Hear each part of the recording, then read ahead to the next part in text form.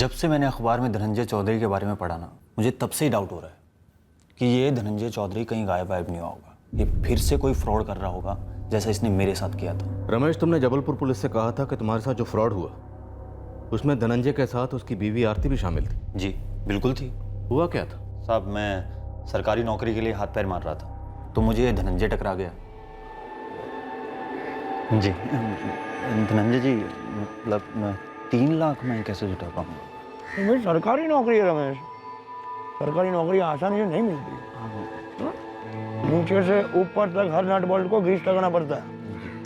तगड़ा जैक लगा मैंने तुम्हारे लिए। और भाई नौकरी मिलने के बाद तो बटर होंगे ना। सरकारी नौकरी है भाई, सोने की खान है। नहीं धनंजय भाई, मैं क्या कह रहा था कि फिर भी 3 लाख बहुत ज़्यादा है। मैं कह रहा कुछ थोड़ा बहुत कम नहीं हो सकता? अबे सबसे मिनिमम पैकेज ऑफर कर रहा हूँ, सोच लो। नहीं दे सकते हो तो ठीक है, जिंदगी में कभी नहीं मिलेगी सरकारी नौकरी। माफ़ करना धनंजय भाई, मुझसे ना हो पाएगा। साहब, एक बात तो मुझे मालूम ही नहीं थी कि जितनी सरकारी नौकरी पाने की तलब मुझको थी, उससे दुगनी तलब तो धनंजय को मुझसे पैसा ऐंठने की थी। आरती? हाँ बताता हूँ साहब। धनंजय मुझे बोला कि तुम घर आ जाओ, जो भी बात करनी है हम आमने सामने बैठकर कर लेते हैं। तो साहब मैं उसके घर चला गया। घर गया तो वहाँ धनंजय था ही नहीं सर।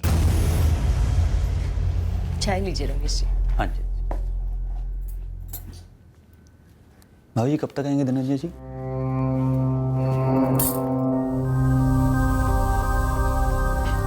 क्यों रमेश जी, मुझसे बात नहीं करेंगे आप? खाती नहीं हूँ मैं। नहीं भाभी जी, ऐसी तो कोई बात नहीं है वो, लेकिन धनंजय जी ने बुलाया था ना, वो पैसे कम करने की बात करनी थी। वो ना दरअसल दफ्तर में अटक गए हैं। तो जी अब क्या करें फिर। मैं फिर आता हूँ, चलता हूँ।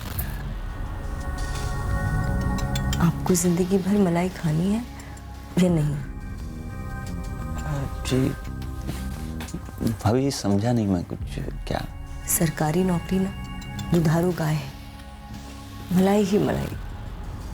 कुछ 1000 रुपए बचाने के चक्कर में कहीं लाखों की गाय ना गवा बैठो।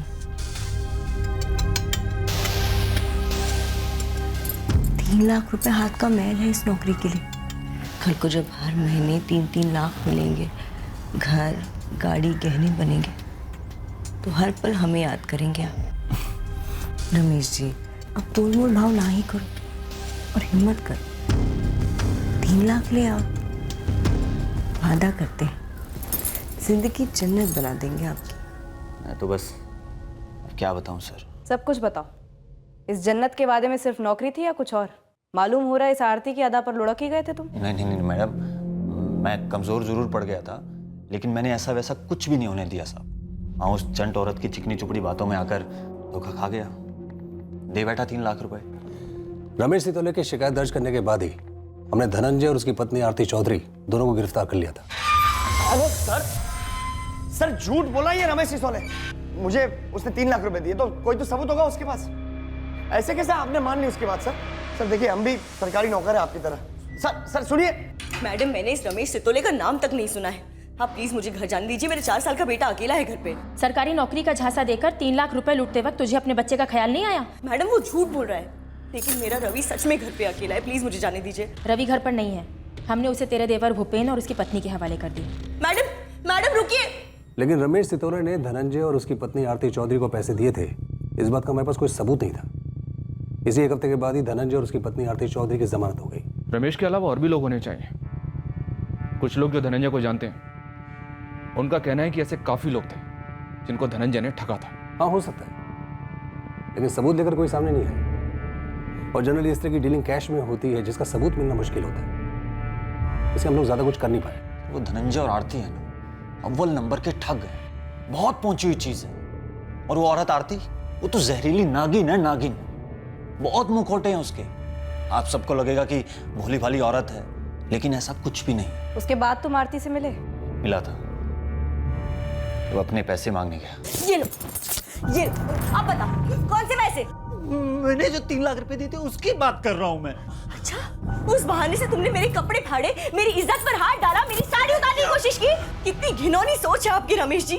पैसे मांगने के बहाने घर पर आए और जब घर पर कोई नहीं तो मेरा बलात्कार करने की कोशिश की। धमकाने लगी, बोली बलात्कार का केस ठोक दूंगी। आप लोग भी बच के रहिएगा, वो आपके साथ भी कुछ भी कर सकती है। वो कब क्या खेल खेलेगी किसी को कुछ भी नहीं पता।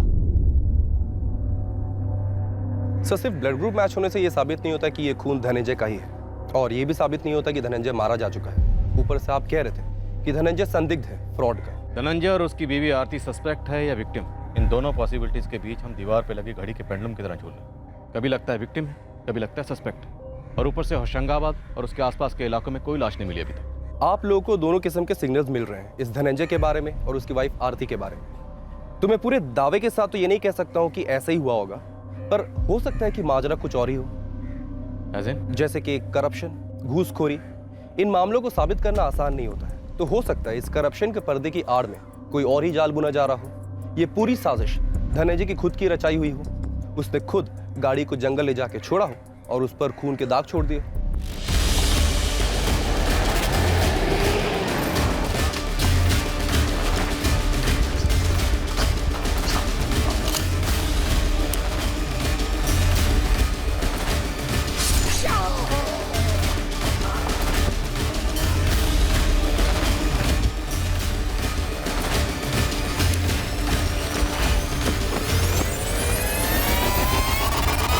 नामुमकिन तो नहीं है, जिस तरह से धनंजय की धूप छांव वाली तस्वीर अभी तक हमारे सामने आई।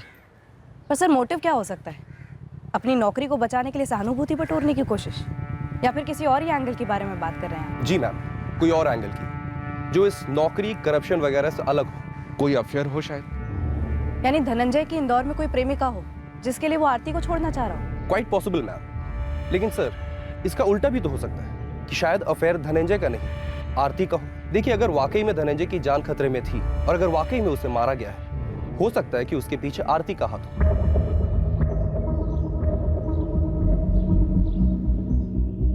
एक तरफ जमीनी स्तर पर धनंजय की लाश की खोज चल रही थी, और वाकई में लाश थी भी या नहीं ये तो आने वाला वक्त ही बताने वाला था। खोजी स्तर पर इस साजिश की हर मुमकिन संभावना को टटोला जा रहा था। हालांकि साजिश क्या थी ये अभी साफ नहीं था।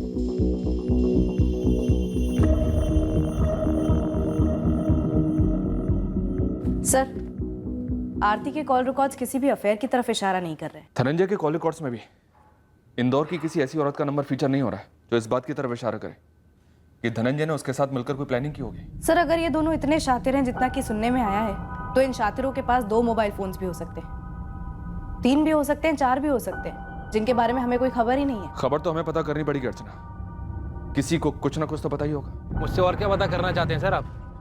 जिन लोगों से मालूम पड़ सकता है कि मेरे भाई के साथ आखिर हुआ क्या है, उनसे तो आप पूछ नहीं रहे हैं। वो और क्या जानना चाहते हैं मुझसे? कोई ऐसी बात जो बहुत ज्यादा प्राइवेट हो, जो सिर्फ आपको पता हो और जो बताने से आप चूक गए हो। ऐसी क्या बात हो सकती है? कोई इशारा तो दीजिए आप। भूपेन जी, हमारा थाना आपकी दुकान से 10 मिनट की दूरी पर है, हम आपका इंतजार कर रहे हैं।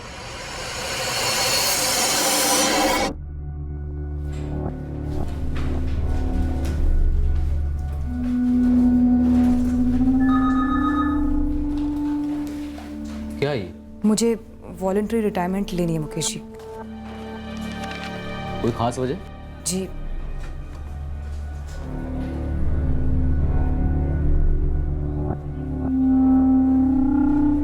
लेकिन शारदा, वो खास वजह तुमने इसमें लिखी नहीं। वो प्राइवेट है।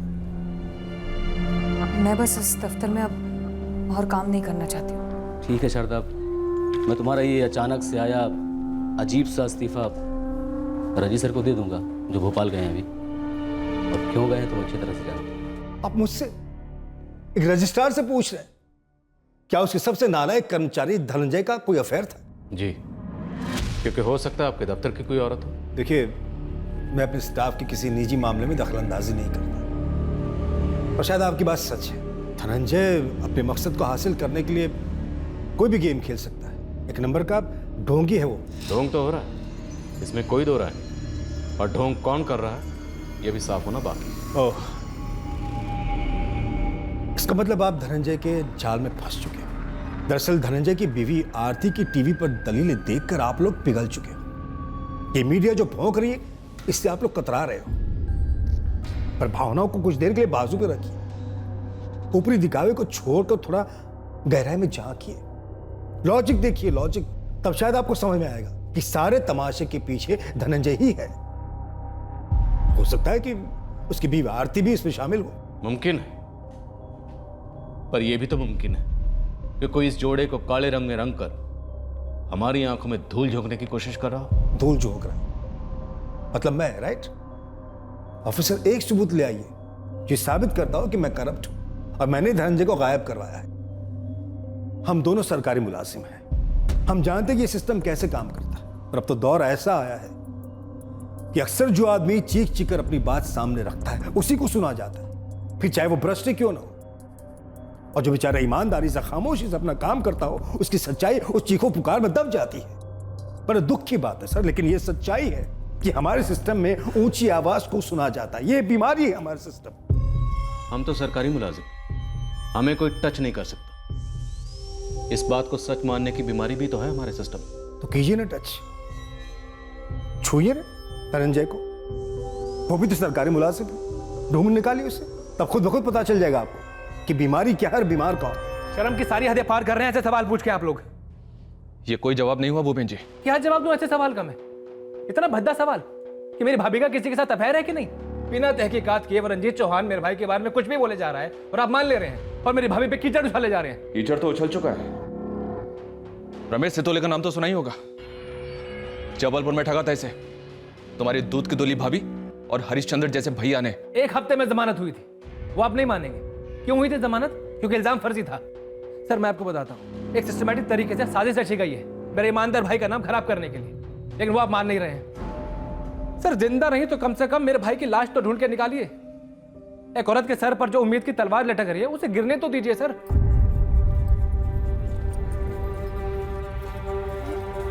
मैं पुलिस से ये कहने आई हूँ कि जो भी पूछना है मुझसे मेरे मुंह पर पूछे। पीछे से उस रमेश सितोले को ले आए मुझ पर कीचड़ उछालने के लिए, वो रमेश जो सालों पहले हमारी जिंदगी में कहर बनकर टूटा था। आरती जी, आपको क्या लगता है कि पुलिस कुछ शक्तिशाली लोगों को बचाने की कोशिश कर रही है? आपको क्या लगता है कि आपके पति धनंजय चौधरी को भ्रष्टाचार की चौखट पे बलि का बकरा बनाया जा रहा है? और क्या हो सकता है? आप मीडिया वाले सब जानते हैं, फाइल पर फाइल खुल रही है, नई फाइलें बन रही है, सिर्फ एक मकसद से, ताकि मुझे और मेरे पति को बदनाम किया जाए। और अब तो ये लोग मेरे चरित्र पर भी काली पोत रहे हैं। क्या इंसानियत मर गई है?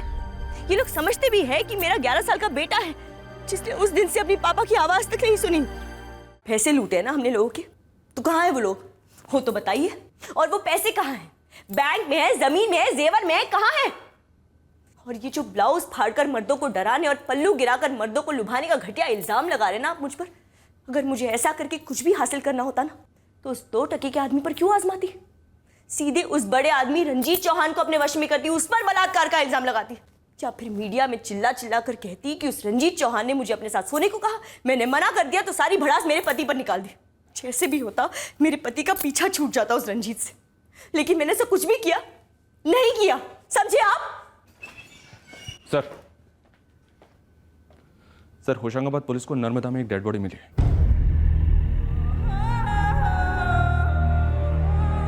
आज सुबह ही मिली सर, तैरते तैरते किनारे पर आ गई।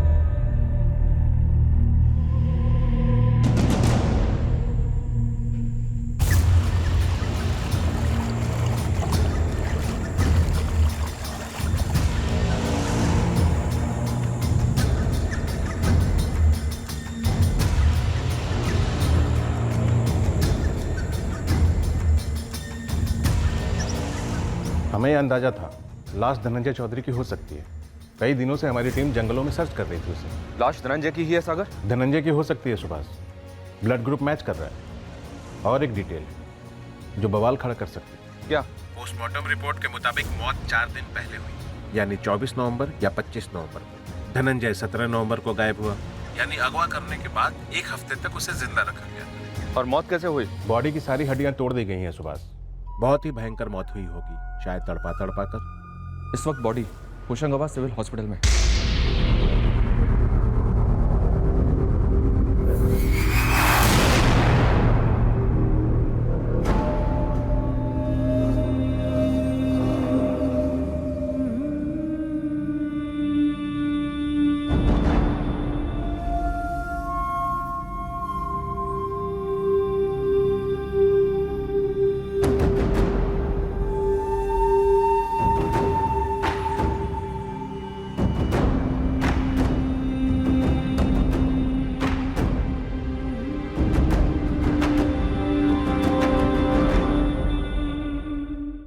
धनंजय के सर्विस रिकॉर्ड्स में सारी डिटेल चेक करवाए।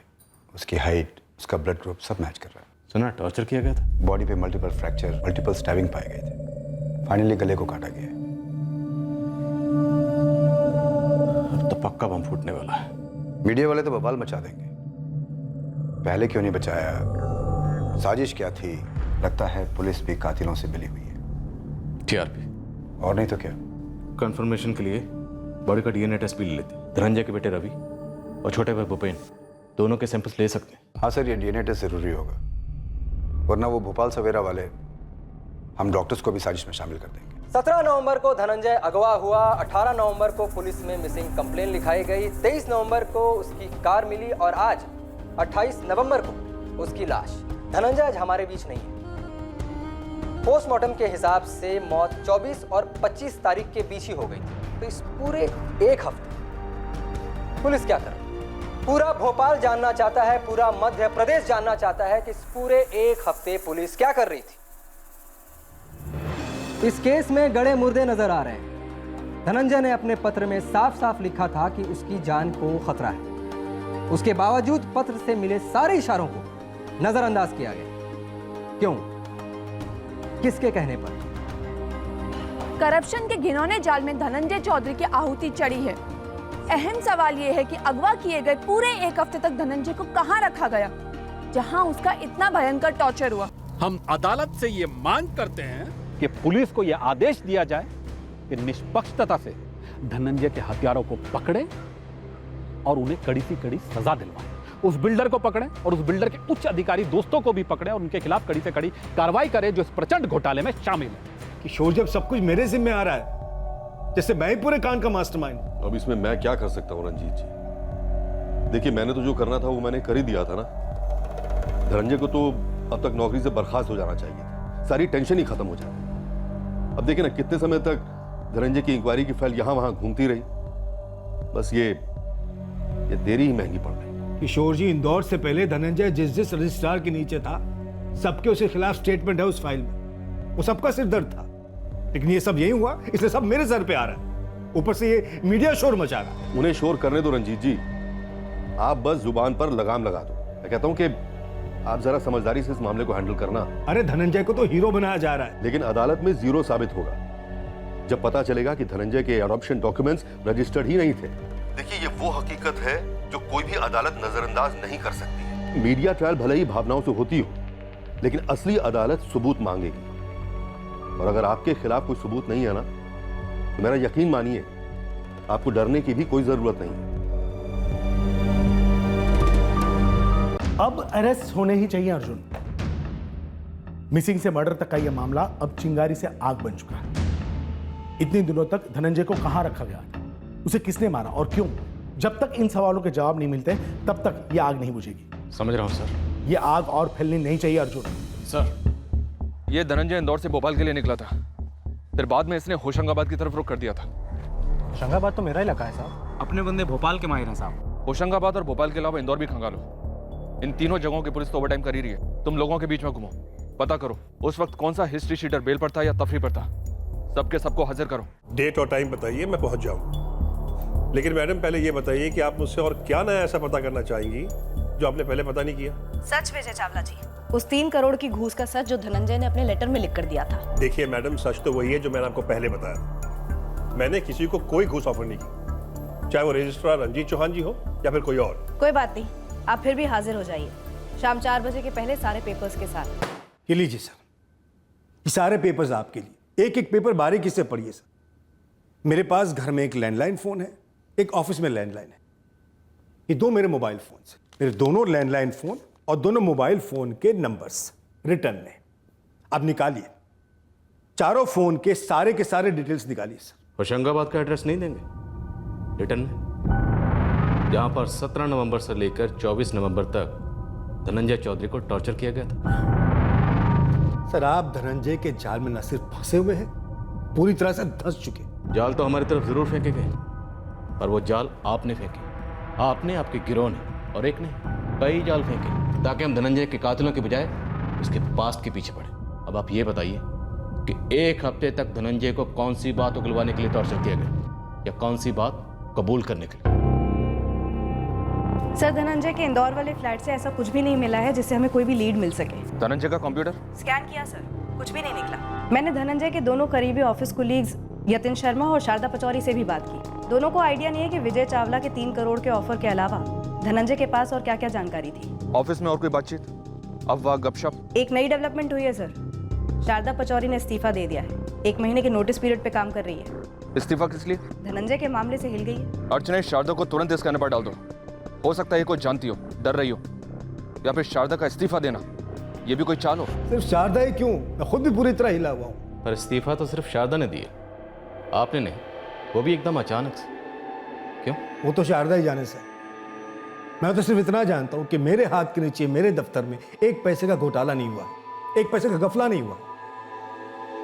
सर मैं आपसे पहले भी कह चुका कि आप लॉजिक देखिए, लॉजिक। धनंजय को मार के किसी को क्या मिलता? धनंजय उस पोजीशन में था ही नहीं कि वो किसी की फाइल को रोक सके या उसे आगे बढ़ा सके। उसके पास वो अथॉरिटी नहीं थी। और जिसका नाम उसने लेटर में लिया था, वो बिल्डर विजय चावला, उसकी फाइल तो कभी धनंजय के पास गई नहीं थी।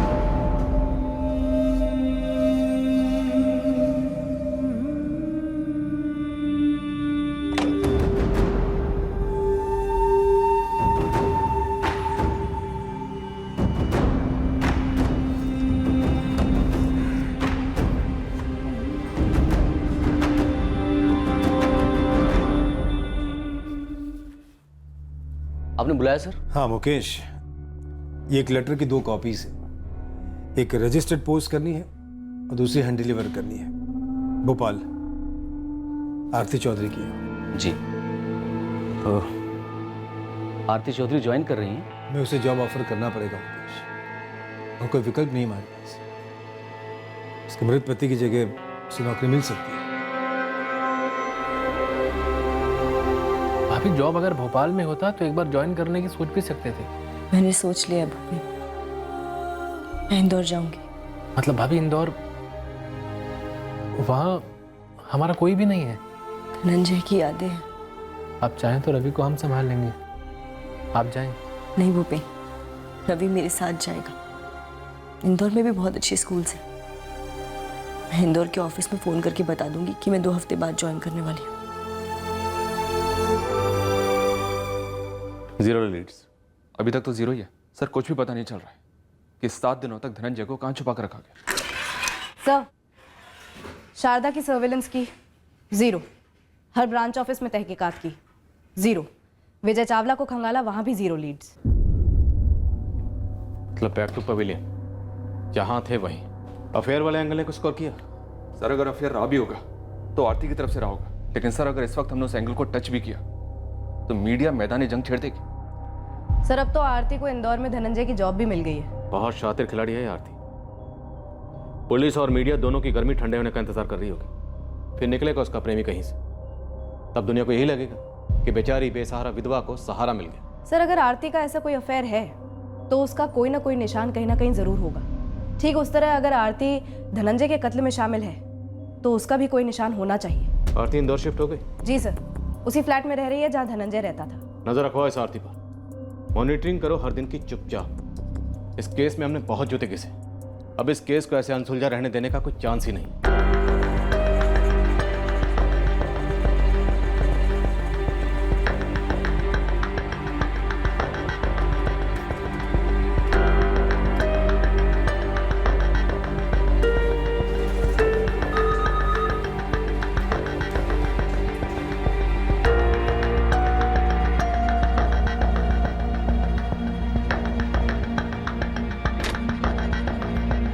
come in, sir? Please come.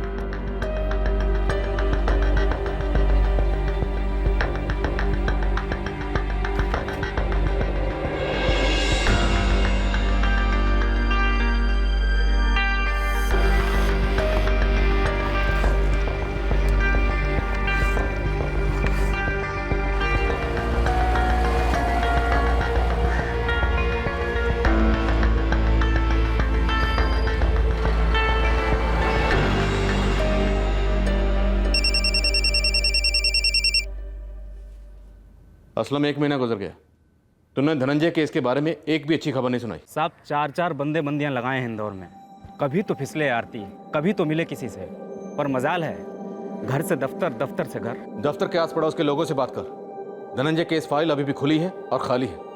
हमें इस केस फाइल को जल्द से जल्द भरना और बंद करना है। साहब, एक बात जहन में आई है, बतानी नहीं पूछनी है। क्या आरती और रजिस्ट्रार रंजीत चौहान के बीच कोई फोन वोन हुआ है? कॉल रिकॉर्ड में कभी कुछ देखा है आपने? नहीं सर, रंजीत और आरती के कॉल रिकॉर्ड्स में अगर ऐसा कोई कॉल होता तो हमारी नज़र में ज़रूर आता।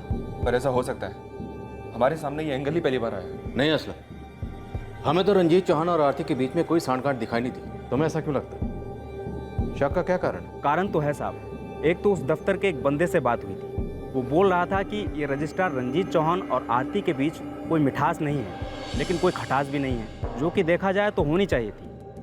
कोई तो ड्रामा होना चाहिए था इन दोनों के बीच। पर इसमें तो शक करने वाली ऐसी कोई बात नहीं है। आगे तो सुनिए साहब, 4 दिन पहले मैं खुद आरती के घर के बाहर नज़र रखे हुए था, तो देखता हूँ कि एक गाड़ी आरती को घर तक छोड़ने आई हुई है। फिर देखता हूँ तो कौन नज़र आता है?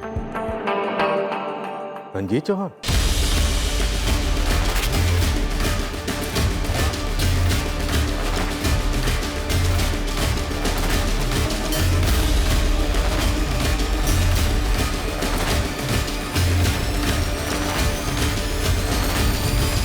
सर, ये आरती पूरा टाइम रंजीत चौहान को गाली देती रही, उस पर इल्जाम लगाती रही, ताकि हम इस एंगल के बारे में सोचे ही नहीं। मानना पड़ेगा सर, बड़ी शातिर औरत है ये आरती।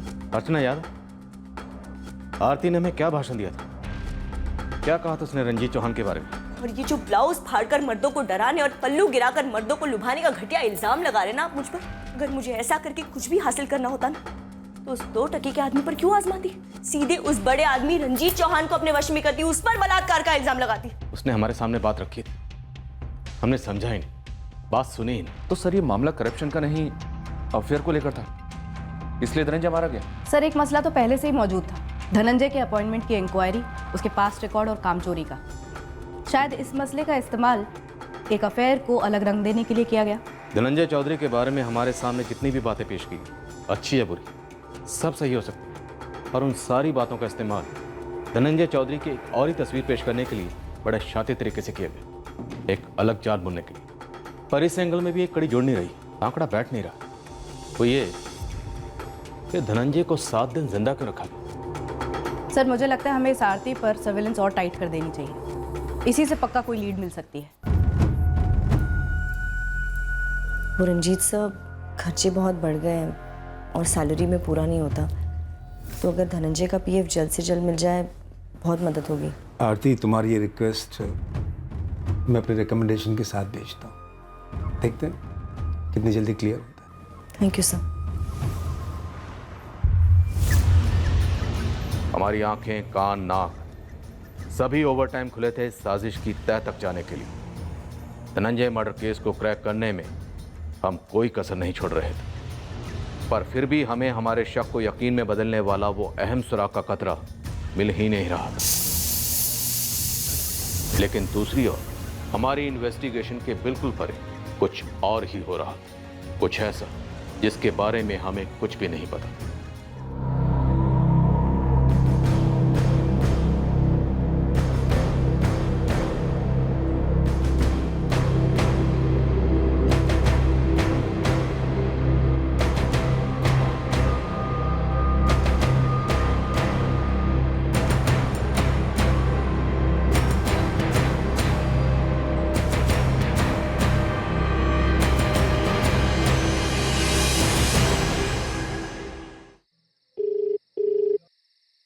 कब?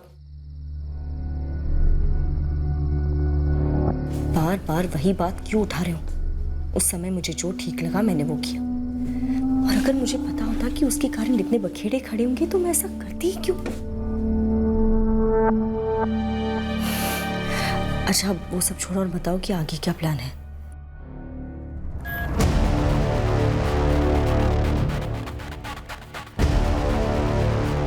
जिस दूसरे आदमी को हम ढूंढ रहे थे आरती की जिंदगी में, वो हमारी परिकल्पना से बिल्कुल बाहर का।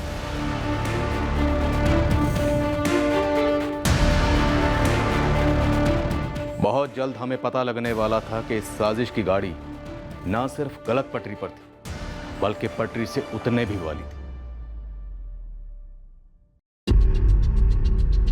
सर मेरा नाम गोविंद शुक्ला है, मैं यूके वीज़ा ऑफिस से बोल रहा हूँ। सर मैंने वो धनंजय चौधरी मर्डर केस को बड़े इंटरेस्ट के साथ फॉलो किया था जब पिछले साल नवंबर में न्यूज़ ब्रेक हुई थी। यस मिस्टर गोविंद, वो केस अभी भी सॉल्व नहीं हुआ। कुछ कहना उस केस के बारे में आपको? जी हाँ सर, उसके लिए ही फ़ोन किया है। प्लीज़ कहिए। सर हमारे यूके वीज़ा ऑफिस में पिछले हफ्ते एक फैमिली एप्लीकेशन आई है टूरिस्ट वीज़ा के लिए। प्राइमरी एप्लीकेंट है धनंजय चौधरी। क्या शुक्ला जी, आपको कोई गलतफहमी तो नहीं है? हो सकता है ये कोई दूसरा धनंजय चौधरी हो। जी नहीं सर, एप्लीकेशन फॉर्म पे वही आदमी का फोटोग्राफ अटैच्ड है जिसका फोटो टीवी, न्यूज़पेपर, इंटरनेट पे दिखाया गया था। और इसकी पत्नी भी वही आरती चौधरी है जो आरती चौधरी टीवी चैनल पर अपील कर रही थी। और उसका बेटा रवि चौधरी, उम्र 12 साल।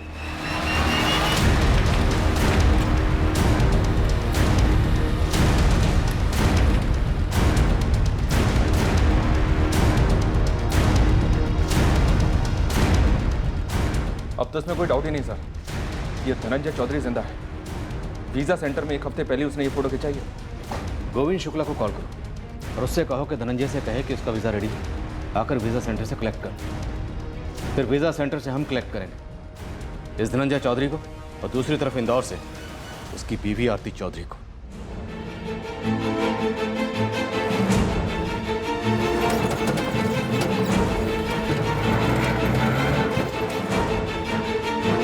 हाँ साहब, बच्चों को स्कूल बस में बिठाकर आरती दफ्तर के लिए निकली है। रोज की तरह वही रूटीन, कोई चेंज नहीं है साहब।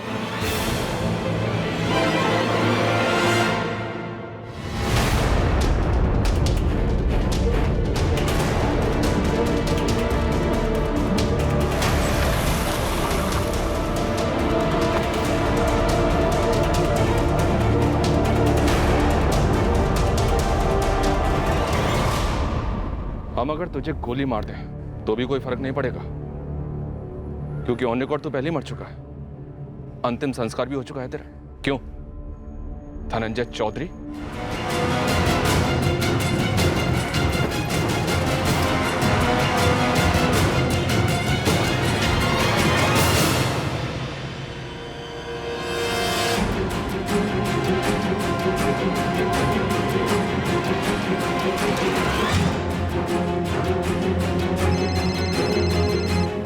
Hello sir. धनंजय हमारी हिरासत में है, तुम आरती को उठा लो। Okay sir.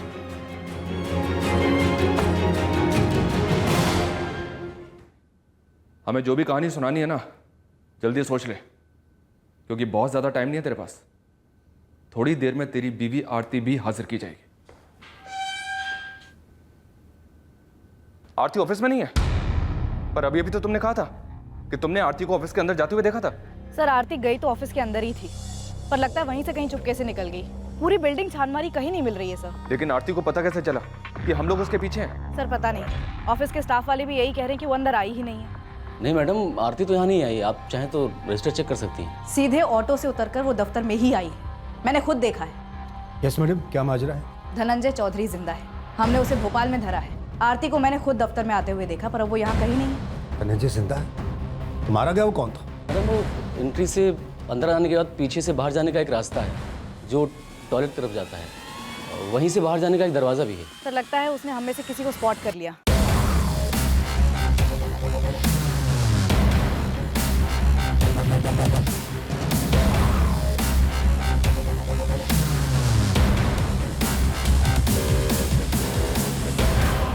इंदौर पुलिस को अलर्ट करो। एक टीम तुरंत आरती के घर पर भेजो, मकान मालिक को भी आगाह करो सर। और दूसरी टीम आरती के बेटे रवि के स्कूल पर भेजो। पूरे चांसेस है कि फरार होने से पहले आरती अपने बेटे को लेने उसके स्कूल जाए। Bus stand, railway station, taxi stand, सब जगह माँ बेटे की फोटो भेजो, टीम भेजो। ये आरती चौधरी बचकर नहीं निकलनी चाहिए। तूने और तेरी बीवी ने जो हमें गोल गोल घुमाया है ना, उसका बिल तो पेश होगा, और वो भी टैक्स के साथ। पहले ये बता कि तेरी बीवी आरती इंदौर से जाकर छुपी कहाँ, किसके पास जाकर छुपी है, और तेरे इस प्लान में और कौन कौन शामिल था? सिर्फ हम दोनों ही थे सर। मेरे बेटे रवि को भी कुछ नहीं पता है। मेरी समझ में नहीं आ रहा है उसे कैसे पता चल गया कि मैं पकड़ा गया हूं। टूरिस्ट वीजा लेकर यूके भाग रहे थे ताकि वहां जाकर गायब हो जाओ। प्लान था क्या? शुरू से लेकर अब तक सब कुछ बोल।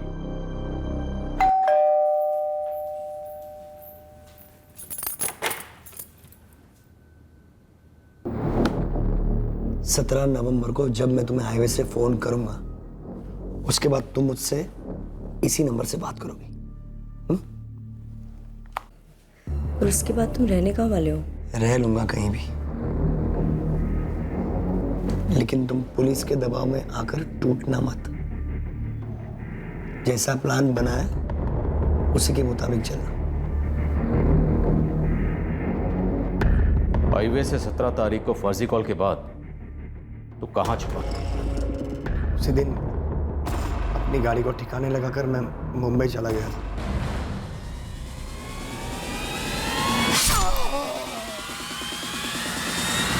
तकदीर ने साथ दिया जो इतने दिनों तक आप लोग मेरी गाड़ी को ढूंढ नहीं पाए। और फिर 24 तारीख को लौटकर किसे मारकर नर्मदा में फेंक दिया? मैंने किसी को नहीं मारा सर। करप्शन के खिलाफ सीटी बजाने वाले विसल ब्लोअर, तेरी सीटी तो अब बच चुकी, पूरी तरह से बच चुकी। सर मेरा यकीन कीजिए सर, मैंने किसी को नहीं मारा। दरअसल ये लाश गलती थी आरती की। ओवर स्मार्ट बनी और फंसा दिया मुझे। लावारिस लाश को मेरा नाम दे दिया आरती। तुम्हारा दिमाग तो, अरे दिमाग की स्क्रू ढीले हो गए क्या? अरे धनंजय, मुझे लगा कि सब कुछ तो मैच हो रहा है तो खत्म कर दो कहानी। मुझे क्या पता था कि ये पुलिस वाले डीएनए वाला बखेड़ा खड़ा कर देंगे। आरती, तुमने मेरी सालों की प्लानिंग पर पानी फेर दिया। मैं मर चुका था, किसी को असलियत के बारे में पता नहीं चलता, लेकिन तुमने हमारा प्लान पकड़वाना आसान कर दिया पुलिस के लिए। शुक्र मनाओ अब तक हम दोनों पकड़े नहीं गए। ये तो किस्मत अच्छी थी आरती कि लाश के साथ मेरी हाइट और ब्लड ग्रुप मैच कर गया, वरना हमारा प्लानिंग तभी पकड़ा जाता। लेकिन अब ये डीएनए के बाद तो कोई चांस नहीं है। ये डीएनए टेस्ट हम दोनों को बहुत महंगा पड़ेगा। देखो धनंजय, जो मुझे सही लगा वो मैंने किया। अरे पुलिस वाले मुझ पर शक कर रहे थे, और तुम्हारी इंक्वायरी की फाइलें तो एक से एक तुम्हारे खिलाफ है। अब डीएनए रिपोर्ट्स के आने से पहले ही कुछ करना होगा। आरती का किसी लावारिस लाश को मेरी लाश बताना, ये हमारे प्लान का हिस्सा था ही नहीं सर। आरती की बेवकूफ़ी की वजह से मुझे यूके भागने का प्लान बनाना पड़ा, और देखिए मैं कहाँ पहुँच गया। बार बार वही बात क्यों उठा रहे हो? उस समय मुझे जो ठीक लगा मैंने वो किया। तुम्हारी वजह से मुझे नया प्लान बनाना पड़ रहा है। बताओ आगे का क्या प्लान है? मेरे पीएफ की अर्जी डाली? हाँ। रंजीत ने कहा है कि बहुत जल्द पास करवाने की पूरी कोशिश करेगा। लगता है कुछ ज्यादा ही प्यार आ रहा है मुझ पर। फालतू बकवास मत करो। और सुनो, जैसे ही मेरा पीएफ क्लियर होता है हमें देश छोड़ देंगे। Out of India? कहाँ? सोचना पड़ेगा कौन सा देश, कैसे जाएंगे। यूके, कनाडा, मलेशिया, कहीं ना कहीं तो बात बन जाएगी। अच्छा, रवि को क्या बोलूं? रवि को कुछ मत बोलना। कैसा है वो? ठीक है, बहुत मिस करता है तुम्हें। तो ये तेरा नया प्लान था? तो ओरिजिनल प्लान क्या था? अपनी गाड़ी में खून के छींटे छिड़क कर सबको गुमराह करने का, कि तू मारा गया? जी, मेरी नौकरी आरती को मिल जाती और फिर सारा मामला ठंडा हो जाने के बाद मैं फिर से आरती के साथ रहने लगता। तो ये सारी नौटंकी उस सरकारी नौकरी के लिए थी जो तेरी इंक्वायरी के बाद तेरे हाथ से जाने वाली थी। सही कह रहा था। रजिस्ट्रार रंजीत चौहान तेरे बारे में शुरू से सही कह रहा था। सर वो रंजीत चौहान हाथ धोकर मेरे पीछे पड़ गया था सर, बेवजह। अब मेरी गलती थोड़ी ना थी सर कि मेरे पिताजी ने मेरे दत्तक पुत्र वाले कागजात रजिस्टर नहीं करवाए। उससे क्या होता? कागजात तो फर्जी थे ना, तो फर्जी रहते। एक ना एक दिन तो रोशनी में आते। और तुम्हारे पिताजी ने विश्वास साहू से वो कागजात धोखे से साइन करवाए थे।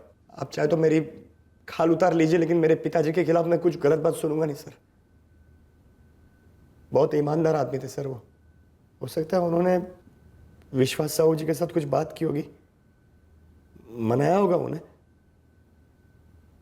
दरअसल उन दोनों के बीच क्या बात हुई मुझे नहीं पता सर। कौन था वो मासूम जिसे इतनी बेरहमी से मार डाला? मैं रवि की कसम खाकर कहता हूं सर, मैंने किसी को नहीं मारा, ना ही किसी को मरवाया। मुझे पता ही नहीं सर ये लाश किसकी थी। आरती चौधरी का अकाउंट, पीएफ अकाउंट, सब कुछ फ्रीज करने के ऑर्डर दे दिए गए हैं। इंस्पेक्टर, जब आप पहली बार यहाँ आए थे तो मैंने आपको सब कुछ सही से बता दिया था धनंजय के बारे में, पर आपको मुझ पर यकीन नहीं हुआ।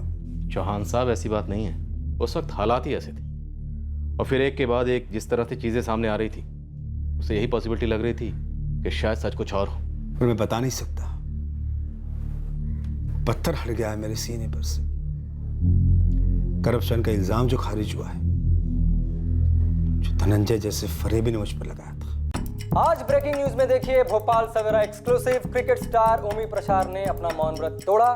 फिल्म अभिनेत्री लायला कुरैशी के साथ अपने रिश्ते पे डाली रोशनी। हमारे भोपाल सवेरा की इस एक्सक्लूसिव रिपोर्ट से आप हिल जाएंगे, रोंगटे खड़े हो जाएंगे जब आपको पता चलेगा कि ओमी प्रसाद के साथ लायला कुरैशी ने किस किस तरह की भयानक बदसलूकी की। आपके होश उड़ाने की गारंटी देता है भोपाल सवेरा।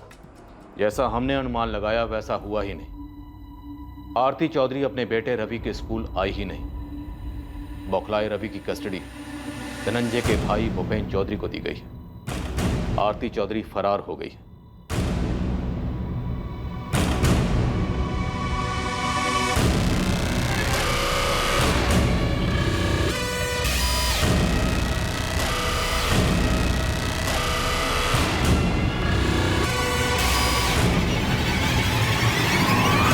एक जबरदस्त मैन हंट लॉन्च होने के बावजूद आरती हमारे हाथ नहीं लगी। कानूनी तौर पर आरती को उस सरकारी नौकरी से बर्खास्त कर दिया गया है जो उसे धनंजय की झूठी मौत के बाद दी गई थी। धनंजय तो वैसे भी डिसमिस ही होने वाला था। नदी किनारे मिली लाश का डीएनए सैंपल लोकल पुलिस को सौंप दिया गया है। हमें अभी तक उस आदमी के बारे में कुछ भी पता नहीं चला। अगर डीएनए मैचिंग रिजल्ट पहले आ गई होती तो इस केस ने दोबारा स्पीड पकड़ ली होती और आरोपियों को भनक लग गई थी कि इससे उनकी साजिश की कमर टूटेगी। इसलिए उन्होंने प्लान बी बनाया जो बुरी तरह नाकाम रहा और अपने मुंह के बल गिरा। झूठों के शोर में अक्सर सच और सच की खोज डूब जाते हैं। यह हम आए दिन देख रहे हैं, देखते आए हैं और दुर्भाग्यवश आगे भी देखेंगे। पर एक अटल सच यह है कि किसी भी सच को झूठ की ढाल छुपा नहीं सकती। कानून का तीर उस ढाल को चीरता ही है, फिर भले ही वो ढाल लाख झूठों से बुनी गई हो। फिर मिलेंगे अगले हफ्ते एक और नए केस के साथ क्राइम पेट्रोल सतर्क में। जय हिंद।